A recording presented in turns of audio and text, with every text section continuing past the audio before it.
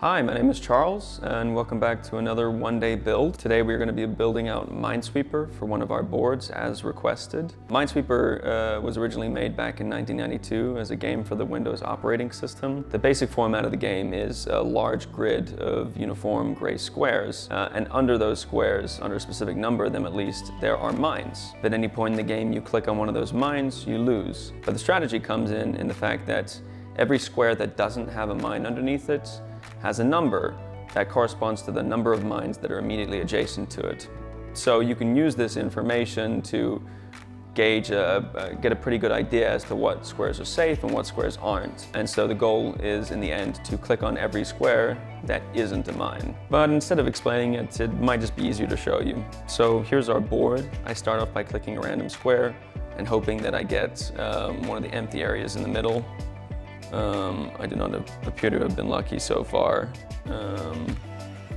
Okay, I have some measure of information now, so I might guess that maybe this is a mine and hope that this is, okay. So I've gotten an empty square, and so this gives me some useful information. For instance, one of the most basic strategies of Minesweeper, because I see a 1 on a corner, I know that this has to be a mine.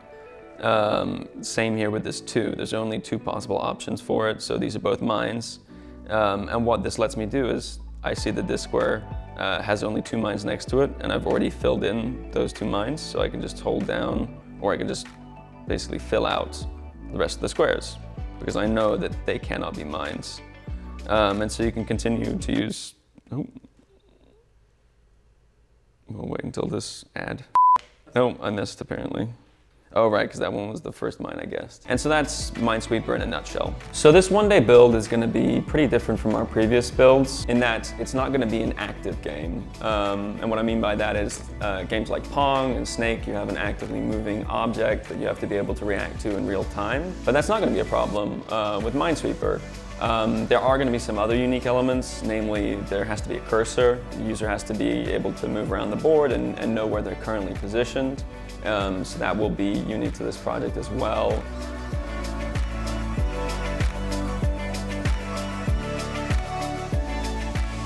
So we're back, it's the next week, and I'm pretty proud of where we got. Because parts of this project were a lot easier than the previous one-day builds we've done, namely the fact that I didn't have to deal with users having to react quickly to certain elements of the game.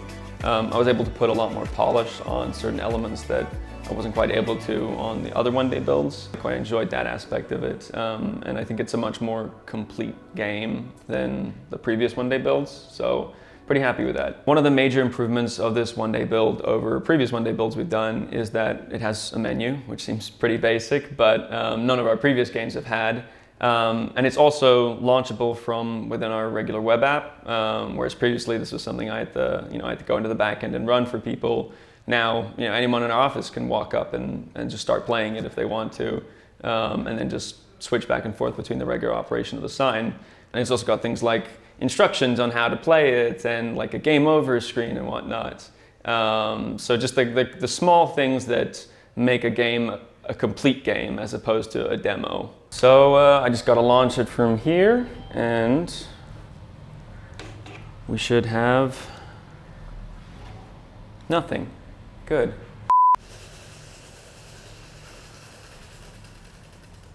Here's our instruction screen. You use the arrow keys to move your cursor around, and I'm just using Y to set a flag and X to reveal that square. So let's hit start.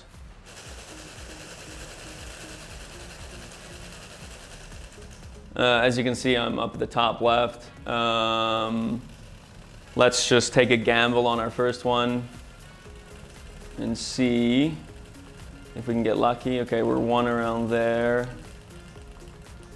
This is always the tough part about starting Minesweeper, is just hoping you get lucky with, there you go. All right. So now we know this has to be a mine, which means this is free, which means this is free. Oh, I flagged that by accident. I want to reveal that instead. So that's a 2, okay. This must also be free. which means this must be a mine,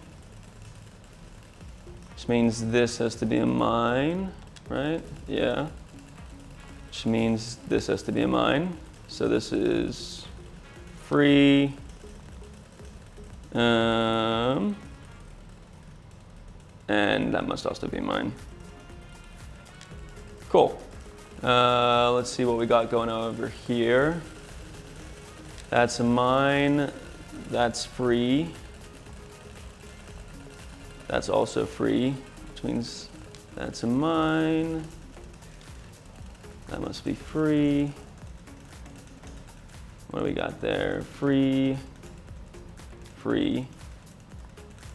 These must all be free. That's got to be mine.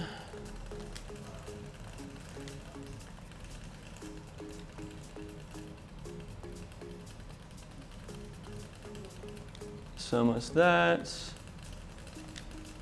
There's another mine. And what is that? That's a 2. Okay, so that means that's a mine, free,